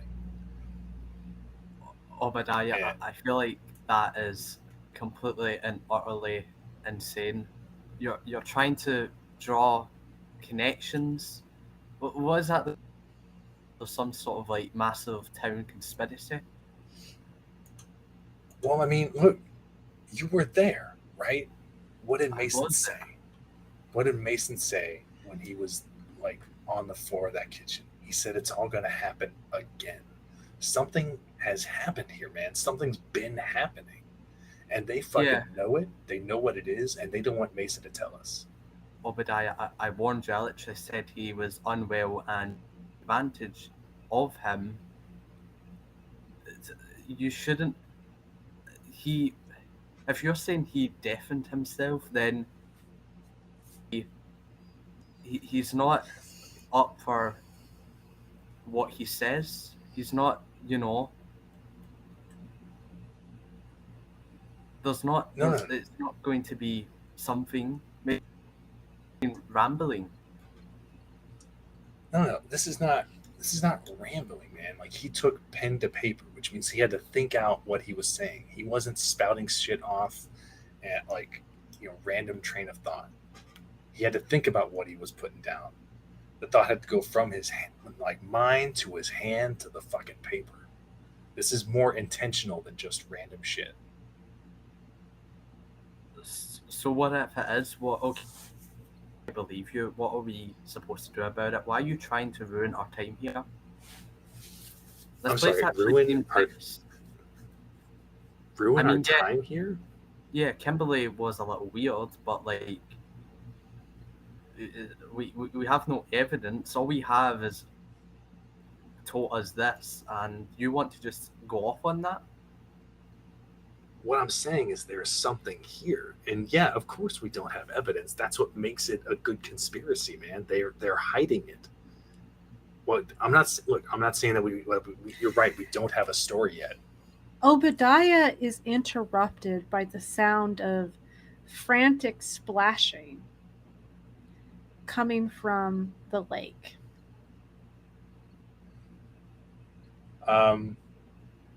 Oh, right, and our rooms overlook the lake, right? Yes.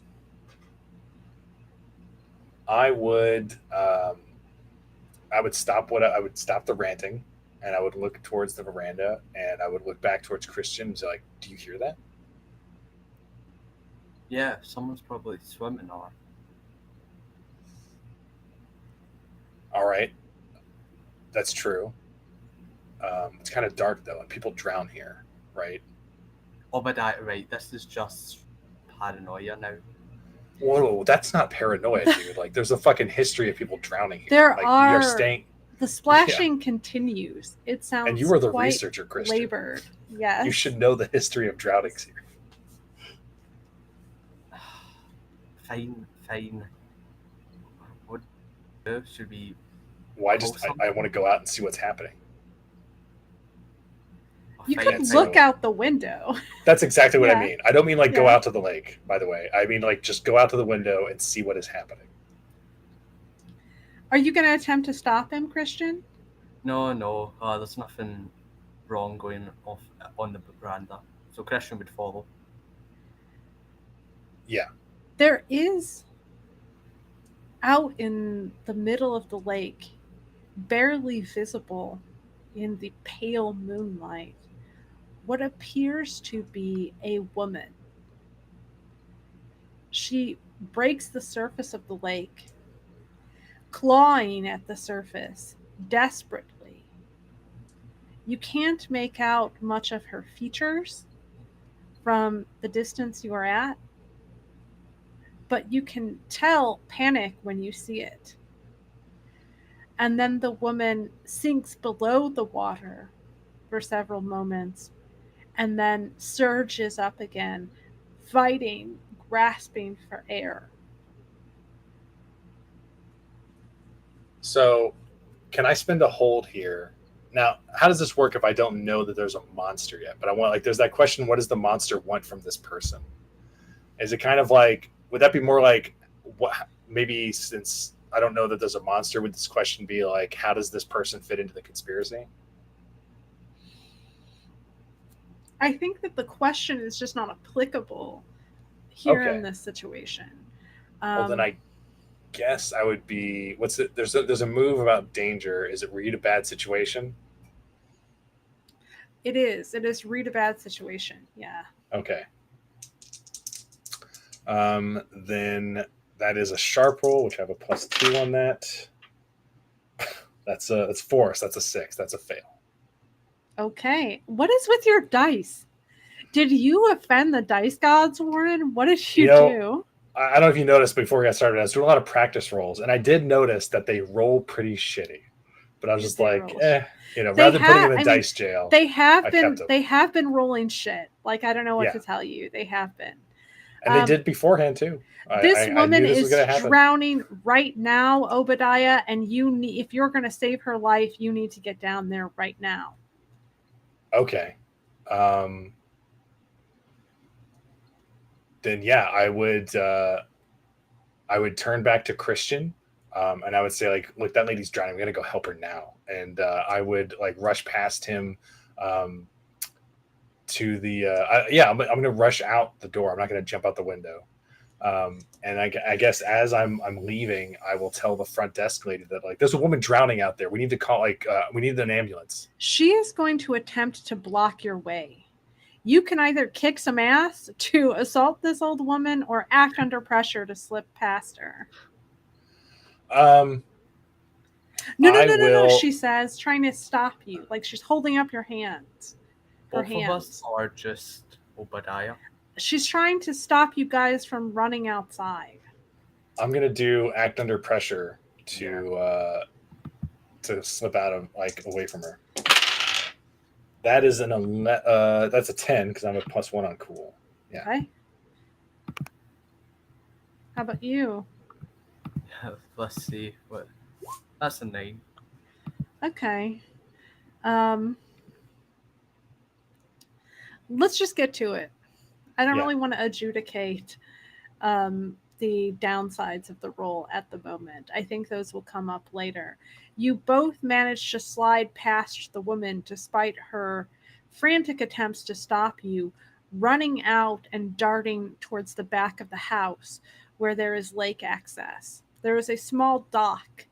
The woman is at least 20 meters away. Do you want to jump into the water?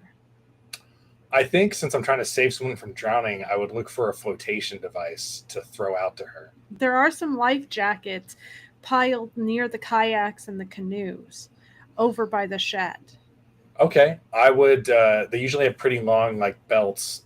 Not that I'm gonna stay. I still have to get into the water to get it to her, but I'm not knowing about drowning victims. I'm not trying to scoop her up myself. I'm gonna get close to her and then toss the life jacket to her and then hold onto the long belt and drag her back. So yes, I'm gonna go scoop up a few life jackets, 2 or 3 of them. Just scoop my arm through them and jump into the water and start swimming my way towards her. Christian, what are you doing? Are you also jumping into the water? Seeing Obadiah get all this stuff and reach out, I think Christian's going to pay more attention to what's going on, making sure there's no other dangers, especially with the fish that Kimberly was mentioning that are carnivorous, especially when he's seen what happened to Travis and what was happening there. I feel like, could he read a bad situation? Yeah, go ahead and read a bad situation as Obadiah seizes the life jackets and plunges into the dark water of the lake.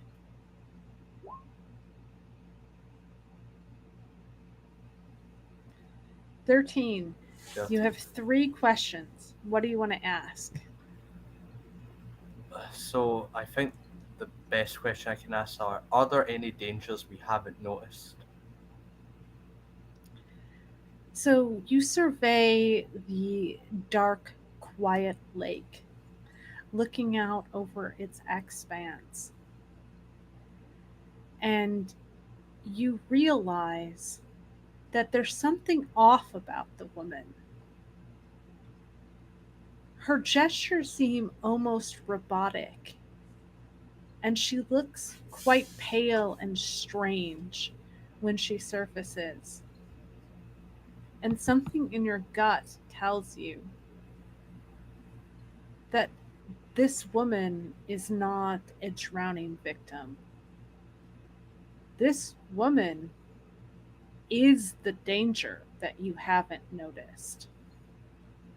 And that is our cliffhanger, friends. We are going to do experience now.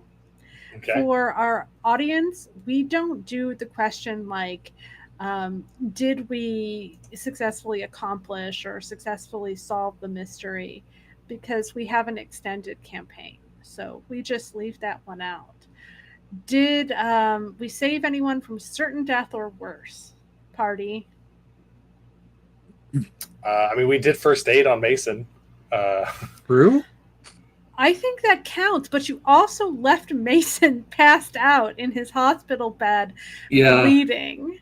So I think that's kind of a wash here. Yeah, that's fair. Did you learn anything new and important about the world? And if so, what was it?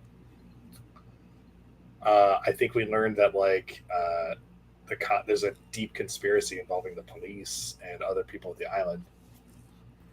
We I agree. Yeah, something's going on. Yeah. we also know about Craig being the only Uber driver in the town. Craig Sufi, the real hero of Yeah. Critical information. City of right there. Sirens. Yeah. New, but not necessarily important. I guess it could be important later, depending Okay. on how the climax goes. There's also a key point of information that you guys got from your conversation with Mr. Everett. Oh, the singing. singing. Yes. Yeah. The singing is a big deal. Hearing Yeah. the singing. Yes.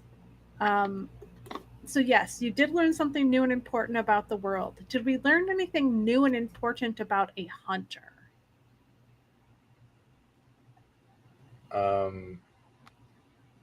It turns out Christian's married. Maria Yeah. / Mary. You guys learned about Bob's parents. They Okay, were that's drowning true. victims. Yeah. And his mother couldn't swim, but she waded into the ocean anyways. Which feels like a weird thing to do. Yeah. Maybe that's something to talk with him about, or to a point of investigation for future reference. And then I also get an experience because I did that interview that they tried to manipulate me out of, that Christian tried to manipulate me out of. Yes, you do. Okay. So I filled up the meter, and that also gives me 2 extra. So that means I improve Nice. one of my moves, right? Yeah, you purchase an upgrade, and then you should have 2 box. The overflow should go to filling up the meter again. Right. Okay. So how do you mark that you purchased an upgrade? Well, you mark it down on your sheet. So where you scroll down on your sheet, Mm-hmm. and it says improvements. improvements, show all. Yeah. You click that, you click show unused, and then you mark the relevant improvement. Do you know which improvement it is you want to take? Let's see. I think. Okay, first you have to do improvements, and then once you have 5 improvements, then you can do one of those other ones. That's the advanced improvements. So from Yes. this first list, I think I'd like to take another flake move. Okay. Do you know which one? I don't. I'll have to look them up. Okay, well, let me know before the next Yeah. game what you're into. Yeah. Did anybody else level up and have any relevant advancements to purchase? Yeah. Right. What was the total experience? You get 2 boxes. Okay. Oh, I do level up then. Okay. Do we know what advancements or improvements we want? Yeah. For What do you Christian, want? it's sharp 3. To increase that Okay. attribute. How about Jay? You know what you want for Bob? Yeah, I think I'm going to go ahead and take the crooked move, Fringe on the Force. Could come in handy. Okay. Get in contact with me over the week so we can flesh out who your friend on the force might be. Okay. Any other improvements we want to adjudicate right now? The other flake move I'm taking is often overlooked. When I act all crazy to avoid something, I roll weird. And if I succeed, I'm either unthreatening or unimportant. Okay. Sounds good. All right. That brings us to the end of this session. We are leaving the little island of Siren Head now, with Obadiah Bohannon in the water with something that is very, very dangerous, and Christian with 2 holds remaining on his read a bad situation roll. Everybody, thank you for hanging out with us. We always love to read the chat as we are doing our thing. If you haven't joined our Discord, join our Discord already. And while you're at it, why not just go ahead and become a patron on Patreon if you aren't already. Everybody have a great night. Enjoy your weekend. And I will see all of you later. Bye-bye.